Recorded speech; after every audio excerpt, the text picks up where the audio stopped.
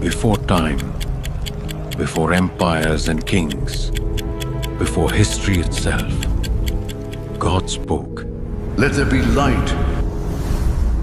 And out of nothing, the universe was born, and light shattered the darkness.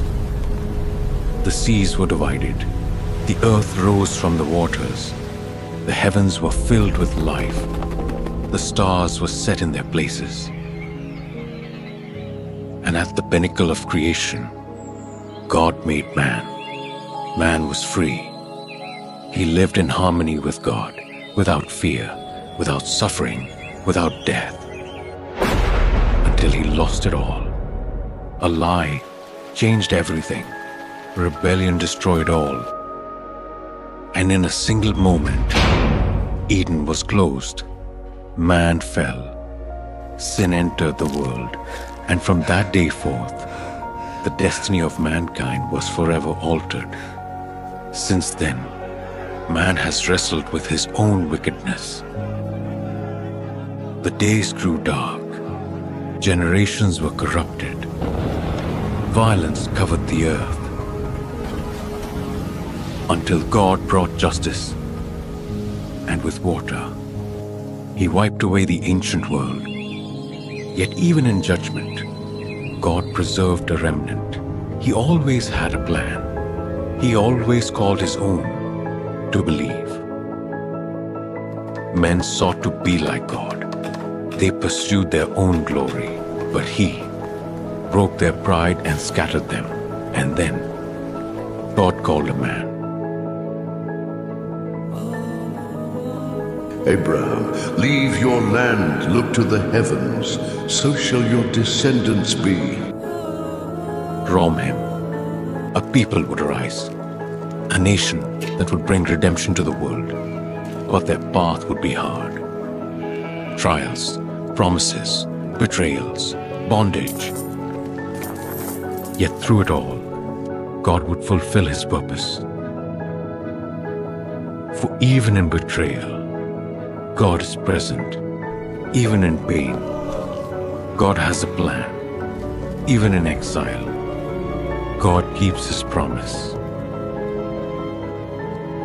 This is the story of the beginning, the story of creation and the fall, the story of mankind and the promise. From the first breath of life to the birth of a nation, this is the story of Genesis. Welcome to Echoes of the Bible. In the beginning, God created the heavens and the earth. The earth was formless and void, and darkness covered the face of the deep. But the Spirit of God moved upon the waters. And then God spoke. Let there be light. And light broke through the darkness. God separated the light from the darkness. He called the light day, and the darkness he called night. And God saw that it was good, but he was not finished yet. God stretched out the heavens. He raised the mountains. He carved out the seas with his word. He caused the rivers to flow, and he filled the earth with life. Every plant, every tree, every creature in the skies, upon the earth and in the seas, was formed by his hand, and God saw that it was good. But something was still missing, the pinnacle of his creation, something different, something unique. God came down to the earth. He knelt over the dust, and with his own hands, he formed man. But this being was not yet alive. It was but clay, shaped by the Creator, until God breathed into his nostrils the breath of life. And the man opened his eyes.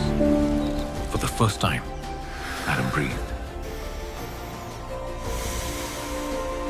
God said, Be fruitful and multiply.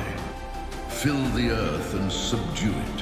Have dominion over the fish of the sea, over the birds of the heavens, and over every living thing that moves upon the earth. God placed the man in a perfect place, a garden of delight, a paradise without death, without sickness, without pain. And in the midst of that Eden, God walked with his creation, but man was not complete. Although every creature had a companion, Adam was alone. So God caused a deep sleep to fall upon the man. And as he slept, he took one of his ribs, and from it he formed the woman.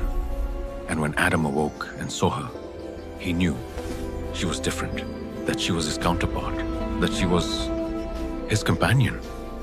Adam spoke with wonder and joy. This is now bone of my bones, and flesh of my flesh. She shall be called woman, for she was taken out of man. And so the man and the woman lived in harmony, without shame, without fear. All was peace, all was life, all was good. But the enemy was already watching, and deep within the garden, the serpent waited for the moment to strike. There were two special trees in the garden: the tree of life and the tree of the knowledge of good and evil. And God said to Adam,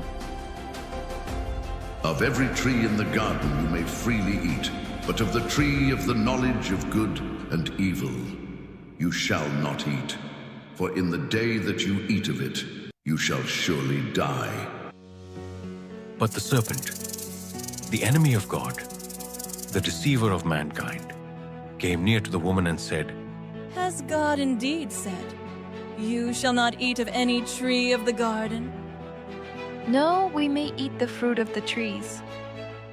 But of the tree that is in the midst of the garden, God has said, "You shall not eat of it, nor shall you touch it, lest you die." You will not surely die, for God knows that in the day you eat of it, your eyes will be opened, and you will be like God, knowing good and evil. The words of the serpent filled Eve's mind. She looked at the fruit. It was beautiful. It seemed good for food. And in her heart, she desired to be like God. She took the fruit, plucked it from the tree, and ate it. Then she gave it to Adam, and he also ate. In that moment, everything changed. The eyes of the man and the woman were opened, and they saw that they were naked. For the first time, they felt shame. For the first time, they felt fear. They hid themselves among the trees. But the voice of God was heard in the garden. "Adams, where are you?" I heard your voice in the garden, and I was afraid, because I was naked, and I hid myself. Who told you that you were naked? Have you eaten from the tree of which I commanded you not to eat? The woman whom you gave to be with me, she gave me of the fruit, and I ate. What is this you have done? The serpent deceived me, and I ate. Sin had entered the world. The curse was pronounced. Pain, sweat, death. Eden was closed forever. But before man was cast out, God gave a promise. From the seed of the woman, one shall come who will crush the serpent's head. Sin would not be the end. Death would not have the final word. For from that day, the plan of redemption began. Man was cast out of Eden. The earth was no longer a paradise. Thorns grew among the fields. Sweat fell with every labor, and death was now a reality. But even after the fall, God did not abandon humanity. Adam and Eve had children, and from their lineage, the promise of redemption would come. But first, sin would reveal its true face. Eve conceived and bore her first son. I have acquired a man with the help of the Lord. His name was Cain, the firstborn of humanity. Years later, his brother was born, Abel. Cain worked the soil. Abel, on the other hand, was the shepherd. Each had his work. Each had his own heart. But only one of them walked with God. The day came to present offerings to the Lord. Cain brought the fruit of the ground, the result of his labor. But Abel took of his first fruits, the best lambs of his flock, the fattest, the purest, and he presented them before God. I looked with favor on Abel's offering, but I did not look with favor on Cain's. Cain grew furious. His face became downcast. His heart was filled with rage. And God spoke to him. Why are you angry, Cain? Why has your face fallen? If you do what is right, will you not be accepted? But if you do not do what is right, sin lies at the door. It crouches like a beast, and its desire is to rule over you, but you must master it. The words of God echoed in Cain's mind. But instead of repenting, he was consumed with resentment. He no longer saw his brother as family. He saw him as a shadow that needed to disappear. So one day, he called Abel to the field. Cain smiled. Abel suspected nothing. And when they were alone, hatred was unleashed. Cain rose against his brother. He struck him. He wounded him. And for the first time in history, human blood fell upon the earth. Where is your brother Abel? Am I my brother's keeper? The voice of your brother's blood cries out to me from the ground. Now, you are cursed. You shall be a fugitive. You shall wander without rest. This is too much. Anyone who finds me will kill me. I will place a mark on you, so that no one harms you. But you shall be cast out, and you will dwell in the land of Nod. Thus Cain went away. He wandered far from the presence of God. Lost, homeless, without rest. For sin had not only separated him from his brother, it had driven him away from his Creator. Cain built a city. His descendants prospered. But with every generation, wickedness increased. Selfishness multiplied. Violence spread across the earth. Each man lived for himself. Until one day, God looked upon humanity and said, My spirit shall not strive with man forever. I will wipe from the face of the earth every living being, for the wickedness of mankind is exceedingly great. Creation had turned against its Creator. The world was consumed by corruption. Every thought of man was evil. Every deed was wickedness. And God, with sorrow in his heart, decided to bring an end to the age of violence. But in the midst of darkness, amid such corruption, one man found grace in the eyes of the Lord. His name was Noah. Noah was different. While the world sank deeper into sin, he walked with God, and God spoke to him. Noah, I have determined to destroy all flesh, for the earth is filled with violence. Build an ark of wood. Make it with 3 levels. Seal its planks with pitch. For within it, I will preserve those who shall live. Lord, an ark? For what purpose? For I will bring a flood upon the earth. It will rain for 40 days and 40 nights. The waters will cover the mountains, and all that has the breath of life shall perish. But you shall enter the ark, you and your family, and of every kind of animal you shall bring a pair to live with you. For after the judgment I will make a new humanity. Noah believed God, And for over 100 years, he built the ark, wood upon wood, plank upon plank, under the scorching sun, under the mockery of men, for the people laughed at him. It has never rained. There's no sea around here. Why would you need an ark? Crazy old man. He preaches about a God we've never seen, about a judgment that will never come. But Noah did not stop building, because though the world no longer believed in God, Noah did. When the ark was finished, the animals began to arrive, 2 by 2, pairs of every creature, from the greatest beasts to the smallest insects. And then God gave the final command. Noah, enter the ark with your family, for in 7 days I will send the rain. Noah and his family entered. The doors of the ark were shut, and the world outside did not know that its fate was sealed. And then the sky grew dark, the wind howled, the first thunder shook the earth, and the rain began to fall.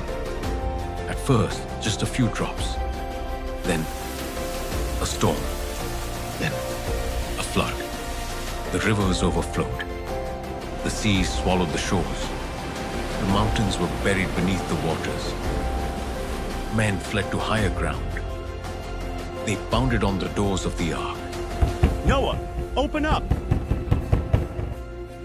Let us in! But it was too late. Save us! God had shut the door, and for 40 days and 40 nights, the rain did not stop. The earth was submerged, and every living thing perished, except those within the ark. Then, after 150 days, the waters began to recede. The ark came to rest upon Mount Ararat, and Noah waited. He sent out a raven, but the raven did not return. Then he sent out a dove, and the dove returned with an olive leaf. The earth was being reborn. And finally, God spoke to him again. Come out of the ark. You, your family, and every living creature, be fruitful and fill the earth. For I will establish a covenant with you and with all creation. Noah built an altar and offered sacrifices to God. And then a sign appeared in the sky, a bow of light shining among the clouds, a promise that God would never again destroy the earth with water. Whenever you see the bow in the clouds, remember my covenant. For though man remains sinful, I, the Lord, will always keep my promise. Thus began a new humanity, a new opportunity, a new earth. But soon, man would forget God once more, and pride would lead them to challenge their Creator. The earth had been restored. The sons of Noah repopulated the world. Nations and peoples spread to the far corners of the earth.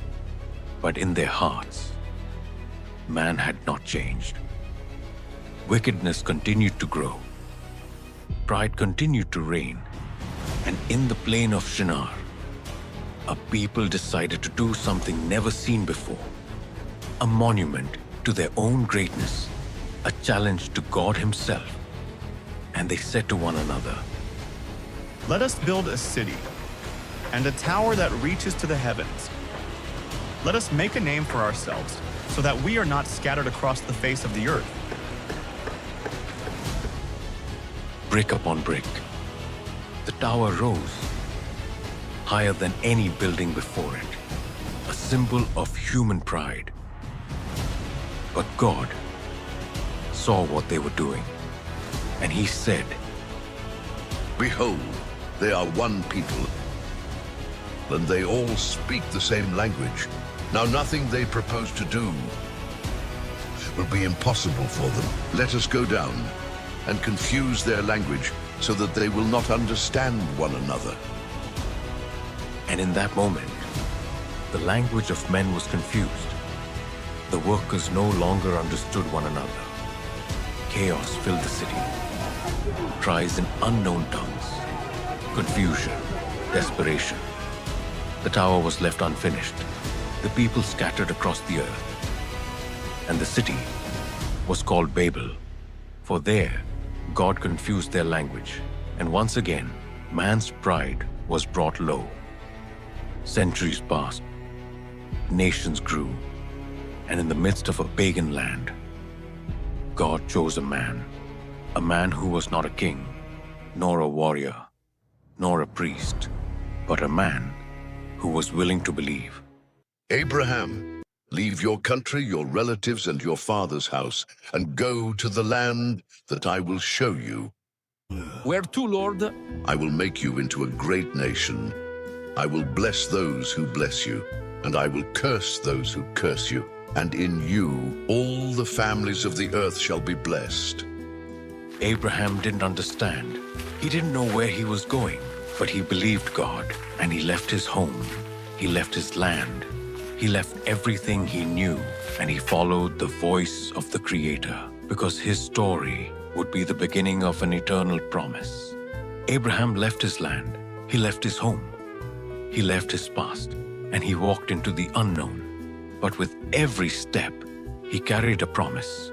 God had said to him, I will make of you a great nation. Your descendants will be like the dust of the earth, like the stars of the heavens, like the sand on the seashore. And in you, all the families of the earth shall be blessed. Abraham believed. He waited.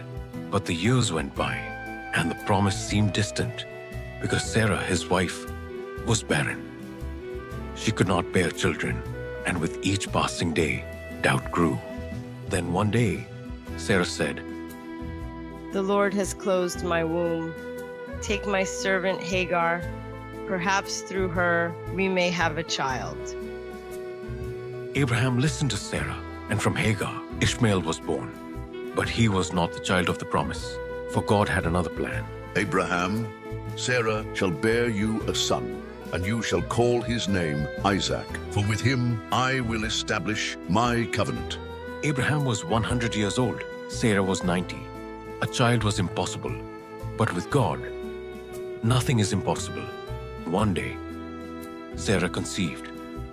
And when the child was born, Abraham laughed with joy, for God had fulfilled his word. But the greatest test for Stoshishka was still to come. Years later, Isaac grew. He was the son of the promise, the heir of Abraham. But then, God spoke again. Abraham, Here I am, Lord. take your son, your only son, whom you love, and go to the land of Moriah, and there offer him as a burnt offering on the mountain that I will show you. Abraham's heart stopped.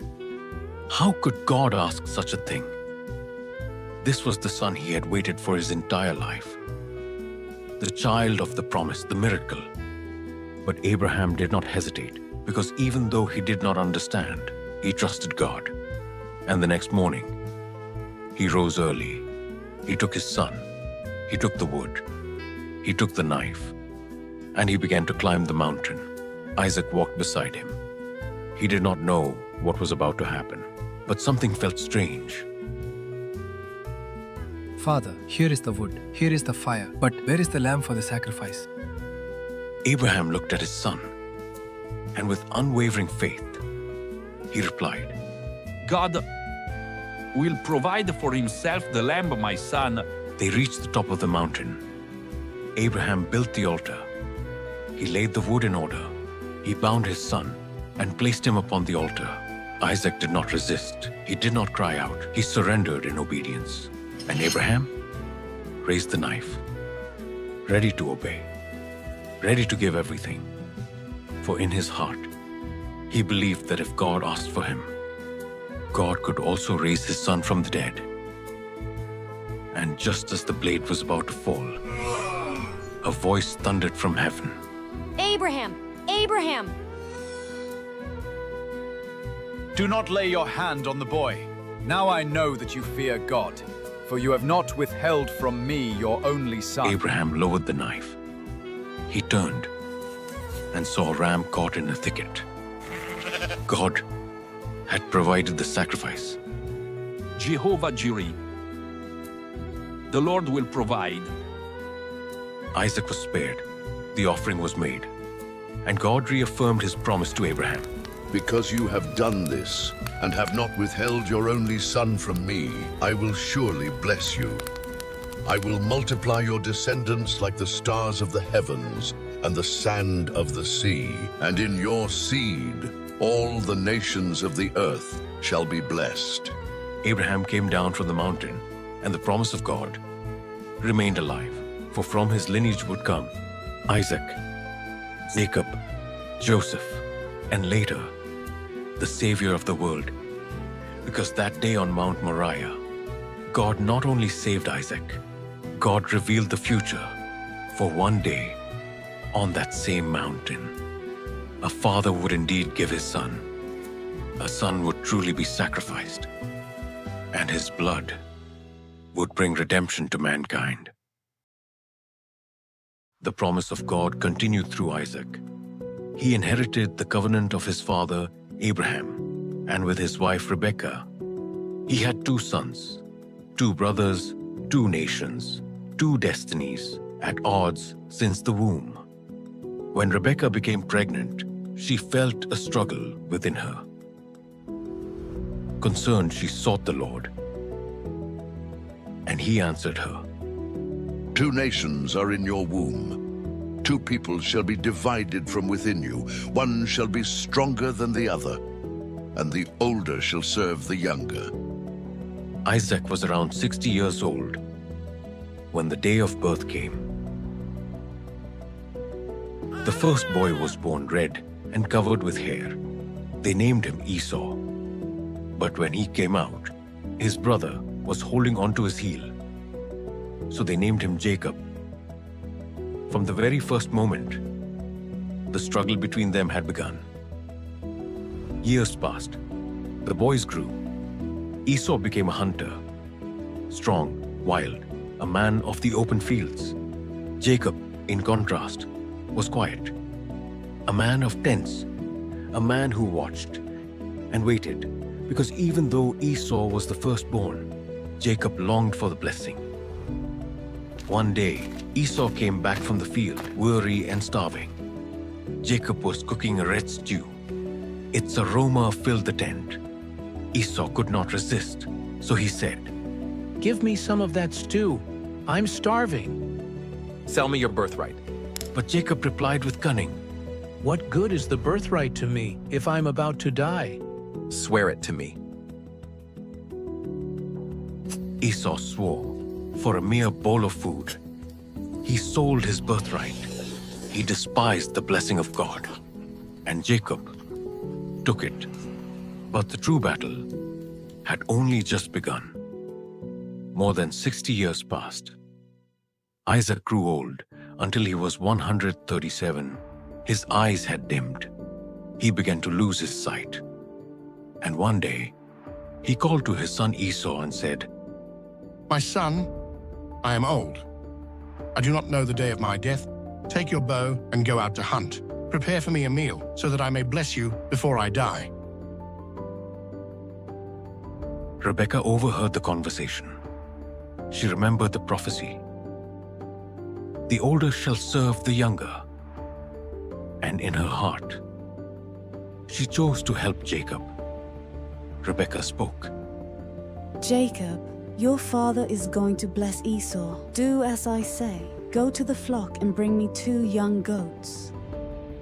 I will prepare a meal for your father, and you will receive the blessing in his place." "But mother, Esau is hairy, and I am not. If my father touches me, he will know I deceived him, and instead of a blessing, I will receive a curse." "Let the curse fall on me. Just do as I say." Jacob took the goatskins, placed them on his arms and neck. Rebekah prepared the meal, and Jacob entered his father's tent. "My father." "Who are you, my son?" "I am Esau, your firstborn. I have done as you asked. Rise and eat so that you may bless me." How did you find it so quickly? The Lord your God helped me. Isaac was suspicious, but when he touched Jacob's arms, he felt Esau's hair. When he smelled his garments, he sensed the scent of the field, and so he gave him the blessing. May God give you the dew of heaven and the fatness of the earth. May peoples serve you and nations bow down before you. Be Lord over your brothers, and may the sons of your mother bow down to you. Cursed be everyone who curses you, and blessed be everyone who blesses you. Jacob left the tent, but shortly after, Esau arrived with his hunt, and when he realized what had happened, he trembled violently and said, Father, do you not have another blessing for me? Your brother came with deceit and has taken your blessing. Jacob has deceived me twice. He took my birthright, and now he has taken my blessing. When my father dies, I will kill my brother. Rebekah heard Esau's words, and fearing for Jacob's life, she sent him away. He fled to the land of Haran, to the house of his uncle Laban. Jacob had received the blessing, but now he was a fugitive, a man without a home, a man on the run. But in the midst of his solitude, God would find him. Jacob walked until the sun began to set. He had no shelter, no companion. So he took a stone for a pillow and laid down on the ground. And as he slept, he had a dream. Jacob saw a ladder, tall, endless, its base on the earth. It stopped reaching the heavens, and on it, angels ascended and descended, divine messengers, connecting heaven and earth. And at the top of the ladder stood God himself.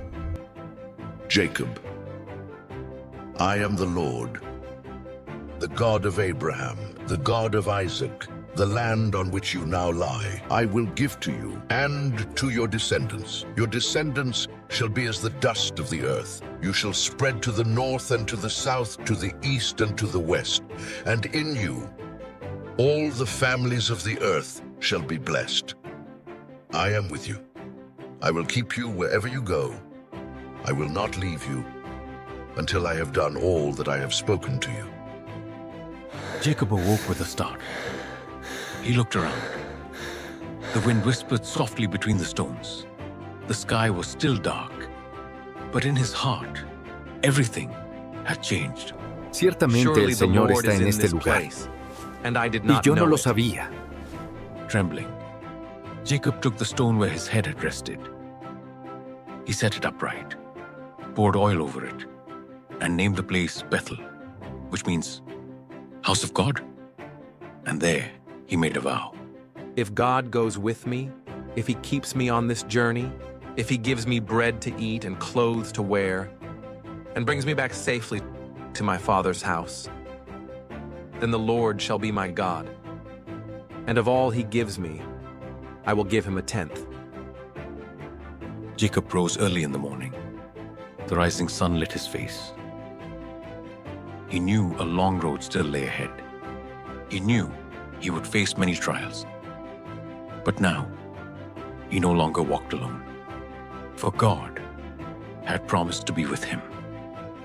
And from that day on, Jacob was no longer the same man, but his true transformation was still to come.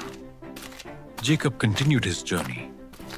He crossed deserts, he passed rivers and valleys, and came to the land of Haran, the home of his uncle Laban. But though he believed he would find refuge there, what awaited him was an even greater trial. For just as he had deceived, now he would be deceived. Jacob arrived at a well in the fields of Haran. There he saw shepherds waiting to water their flocks. He approached and asked, "Do you know Laban, son of Nahor?" "Yes, we know him. Look, his daughter Rachel is coming with the sheep." Jacob looked up, and when he saw Rachel, his heart was stirred, She was beautiful. She was different. And in that moment, Jacob knew he wanted to marry her. He went to Laban's house, told him his story, and after a month, Laban made him an offer. Jacob, it's not right that you work for me for nothing. Tell me, what shall your wages be? I will work for you 7 years, for your daughter, Rachel. It is better that I give her to you than to another man. Stay with me. And so, Jacob worked 7 years, every day, every night, every hour, thinking of Rachel. But the time seemed short, because he loved her, because he waited for the day she would be his wife. And finally, the day came. The feast was prepared. The lamps were lit. Music filled Laban's house. Jacob waited for his bride, but in the darkness of the night, without his knowing, Laban gave him Leah, the older sister. And when Jacob awoke the next morning, his heart was filled with horror, and he went to confront Laban. Laban, what have you done? I worked for Rachel. Why have you deceived me? It is not our custom to give the younger in marriage before the older. Fulfill the week with Leah, and I will also give you Rachel. But you will have to work another 7 years. But Jacob had no choice. He married Rachel and served another 7 years, 14 years of deception, 14 years of waiting, 14 years of struggle. But God was not finished with him yet. Years passed. Jacob prospered. God blessed him with riches and livestock. But over time, tension with Laban grew.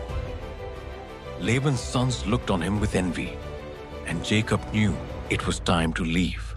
And God spoke to him. Jacob, return to the land of your fathers, to your family's home. I will be with you. But returning home meant facing Esau, the brother he had deceived, the man who had sworn to kill him. Jacob was afraid, but his greatest struggle would not be with Esau. It would be with God himself. Jacob crossed the river Jabbok with his family and possessions. But that night, he remained alone, and suddenly, a man appeared in the darkness. Without saying a word, he leapt upon him. Jacob fought with all his strength, with all his being. The battle was fierce. Neither gave in, neither fell. Hours passed, until at dawn, the stranger touched Jacob's hip, and his socket was dislocated. In that moment, Jacob understood. This was no ordinary man. It was God himself who said, "Let me go, for the dawn is breaking." I will not let you go unless you bless me. What is your name? Jacob. You shall no longer be called Jacob, but Israel, for you have wrestled with God and with men, and have prevailed. Jacob released his grip. He fell to his knees, breathing heavily. And when he looked up, the stranger had vanished. The sun began to rise, and with each ray of light, Jacob was no longer the same. For that night, he had not only prevailed, he had been transformed. He was no longer Jacob, the deceiver. Now he was Israel, the Prince of God. And though his hip remained wounded, his heart was healed. The next day, Jacob lifted his eyes, and on the horizon, he saw Esau. He was coming with 400 men. Jacob bowed 7 times, bracing for his brother's wrath. But Esau ran to him, and instead of attacking, he embraced him. With a trembling voice, Esau said, "My brother." Jacob wept. The past had been healed. The blessing had been restored, because God had changed his heart. And the story of Israel was only just beginning. Jacob, now called Israel, had 12 sons, the patriarchs of the tribes of Israel. But one of them was special, a son born in his old age, a young man with dreams that would change history. His name was Joseph. From a young age, Joseph stood out among his brothers. His father loved him more than the others. And to show it, he made him a coat of many colors, a robe of distinction. But this love provoked his brothers' hatred, jealousy, rivalry. And when Joseph began to have prophetic dreams, his destiny was sealed. One day, Joseph said with excitement, "Brothers, I had a dream. We were binding sheaves in the field, and my sheaf rose up and stood upright, while your sheaves gathered around and bowed down to mine." But one of Joseph's brothers responded with scorn. "Will you really reign over us?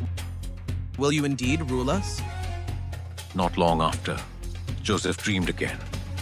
And this time, the dream was even more powerful. "I saw the sun, the moon, and 11 stars bowing down to me." Shall your mother, your brothers, and I bow down to you? His brothers hated him even more. And one day, they decided to get rid of him. One day, Joseph was sent by his father to the fields. His brothers saw him coming and said to one another, "Here comes the dreamer. Let us kill him and say that a wild beast has devoured him." Let us not shed blood. Cast him into this pit, but do him no harm. So when Joseph arrived, they attacked him, tore off his robe, and threw him into a dry pit. There he remained, alone, terrified, but his torment had only just begun. While they ate, they saw a caravan of merchants heading to Egypt. Judah, one of the 12 brothers, with greed in his eyes, proposed. ¿Qué ganamos con matar a nuestro gain by hermano? killing our brother? Let's Vendámoslo sell a him los to the ismaelitas. Ishmaelites. Al After fin y al all, cabo es he nuestra is our sangre. own flesh and blood. And for 20 pieces of silver, Joseph was sold as a slave, bound for a foreign land toward a destiny he could not imagine. But what his brothers did not know was that Joseph was not alone, for God was with him. Joseph was taken to Egypt, a young man betrayed, a slave in a strange land. But though he had been sold, though he had been stripped of his robe, they could not take what mattered most, the plan God had for him. And in his master's house, Joseph prospered. Joseph was bought by Potiphar, captain of Pharaoh's guard, a powerful man. And after a time, he saw that Joseph was no ordinary slave. God prospered everything he did. Then Potiphar said with admiration, "Everything you put your hands to prospers, Joseph. From this day forward, you shall be the steward of my house. All that I have is under your command." Joseph went from being a slave to having authority in the house of an Egyptian official. He was honest, he was faithful, he was upright. But his greatest test was still to come. Joseph was young and handsome, and Potiphar's wife looked at him with desire. Day after day, she pursued him, until one day, when no one else was in the house, she came near and spoke to him. "Joseph, lie with me." But Joseph replied firmly, "No, my master has entrusted everything to me. He has withheld nothing from me, except you. How then could I do such a wicked thing?" Joseph tried to walk away, but she grabbed him by his robe, and he fled. He left his robe in her hands and ran, because he would rather lose his garment than lose his integrity. But the woman, full of rage, falsely accused My him. husband! That Hebrew tried to violate me. Here is his garment as proof. Potiphar believed the lie, and though he knew Joseph was a just man, he could not allow his honor to be stained. So he threw him into prison. The bars of the prison closed over Joseph. Once again, he had been betrayed. He had been stripped. But even in prison, Joseph continued to trust in God. and the prison warden saw him and said, "Everything you do prospers. From this day forward, you will be in charge of the prisoners." Even in prison, Joseph was exalted, and there God gave him a new gift, the gift of interpreting dreams. One day, 2 of Pharaoh's officials were thrown into prison, the king's cupbearer and the baker. Each had a mysterious dream, and Joseph listened to them. The cupbearer said with concern, "In my dream, I saw a vine with 3 branches, clusters of grapes budded and ripened, and I squeezed them into Pharaoh's cup." Joseph replied with certainty, "Las 3 ramas son 3 días. En 3 días serás restaurado a tu posición. Cuando eso suceda, acuérdate de mí." The baker, seeing that the interpretation was favorable, said, "In my dream, I was carrying 3 baskets on my head, and the birds were eating from the top basket." But this time, Joseph answered with sorrow, "The 3 baskets are 3 days. In 3 days, you will be hanged." 3 days later, the interpretations came true. The cupbearer was restored. The baker was executed, but the cupbearer forgot Joseph, and Joseph remained in prison for 2 more years, until one day, Pharaoh had a dream no one could interpret. And then, the cupbearer remembered Joseph and said to Pharaoh with urgency, "Oh, Pharaoh, there is a man in the prison who interprets dreams with accuracy. His name is Joseph." Joseph was brought out of prison. He shaved, he dressed in new clothes, and was taken before Pharaoh. The fate of Egypt now rested in his hands. "I have had a dream, but no one can interpret it. They say you can." "Not I, my lord. God will give the answer." "I saw 7 fat cows, and after them, 7 thin cows that devoured them. Then I saw 7 full heads of grain, and afterward, 7 withered heads that consumed them. What does this mean?" God has shown Pharaoh what is to come. 7 years of abundance, followed by 7 years of famine. My counsel is that you appoint a wise man to store up provisions during the good years, so that Egypt may survive the crisis. Can we find anyone like this man, in whom is the Spirit of God? From this day forward, you shall be the governor of Egypt. Take this ring, take this chariot. From now on, all shall bow before you." Thus, Joseph went from slave to the second most powerful man in Egypt. The years of abundance came, and Egypt prospered. Joseph stored grain in the cities. He built storehouses. He prepared the nation for what was to come. And when the 7 years of famine began, Egypt had bread. But in Canaan, the drought brought misery. And Joseph's brothers came to Egypt seeking food, unaware that the one they had sold as a slave was now their savior. Jacob sent his sons to Egypt, all of them, except the youngest Benjamin. The 10 brothers appeared before the governor, and when they saw him, they bowed before him, not knowing that the man they bowed to was their own brother. Joseph recognized them instantly, but they did not recognize him, and in his heart, Joseph remembered his dreams. The past had returned, but now he had the power. He could take revenge, he could make them pay, but in his heart, God had another plan. Joseph watched them coldly and spoke to them harshly. "You are spies. You've come to see the weakness of our land." "No, my lord. We are sons of the same father. We are 12 brothers. But the youngest remained with our father, and the other is no more." Joseph felt a knot in his throat, but he did not reveal his identity. In his heart, he wanted to know if they had changed, so he put them to the test. One of you will remain in custody. The rest may go, but you shall not see my face again unless you bring your younger brother.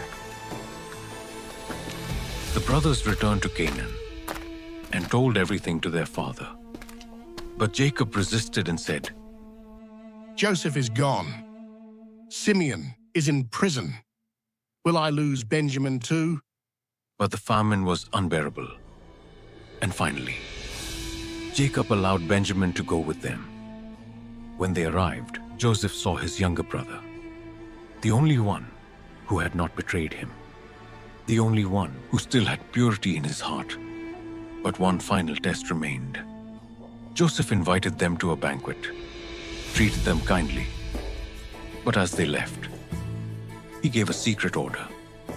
Place my silver cup in the sack of the youngest. When the brothers departed, Joseph sent his guards after them. They were stopped on the road. Their sacks were searched. When the cup was found in Benjamin's sack, the hearts of the brothers broke.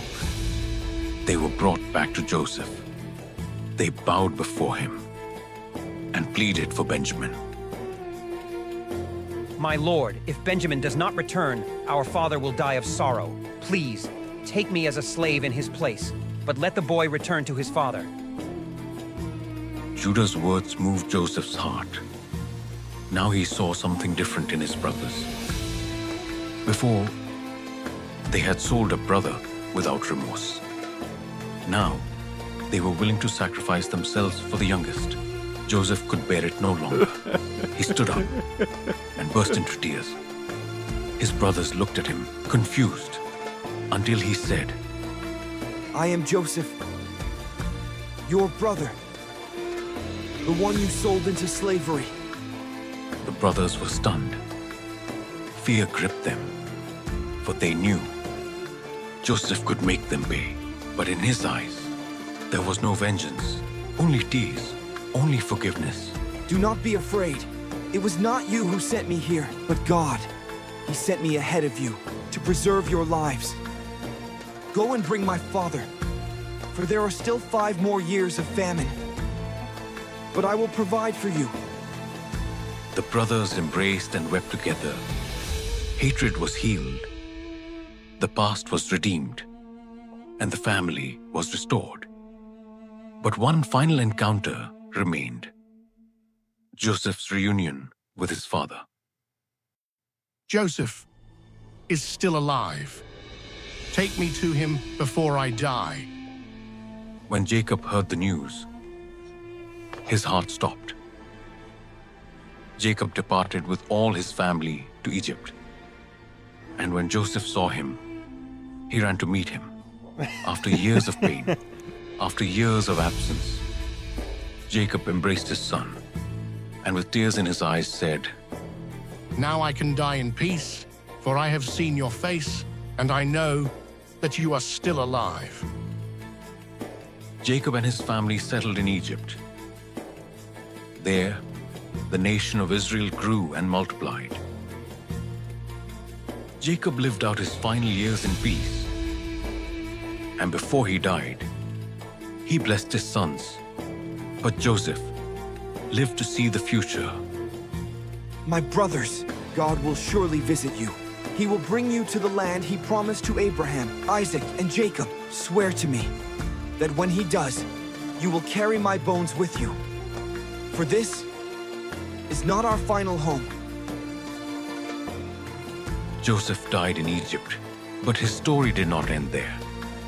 Because centuries later, when the people of Israel were enslaved, a child would be rescued from the waters. A child who would grow up to deliver his people. A child named Moses. And thus begins the story of the Exodus. If you've made it this far, thank you. Thank you for joining us on this incredible journey. Genesis is not just the origin of the world. It is the origin of our story. It is the account of how God created, redeemed, and upheld his people, despite the fall, despite sin, despite betrayal. Because through every generation from Adam to Joseph, God never abandoned his promise. And that promise is still alive today. This project has required effort, resources, and months of work. If this film impacted you, share it. Give it a like and leave a comment. And if you haven't already, subscribe to the channel, because this story doesn't end here. In a moment, 2 videos specially selected for you will appear on screen. If you enjoyed this movie, I recommend watching The Exodus, the incredible continuation of this biblical saga, from slavery in Egypt to the burning bush, the plagues, and the crossing of the Red Sea. And if you want to discover another powerful story, I invite you to watch the Book of Esther, a story of courage and faith in times of danger, where a young Jewish woman becomes queen to save her people from destruction. 2 highly recommended films. So choose one and keep discovering with us the mysteries of God's Word. We'll see you in the next video. May God bless you. Amen.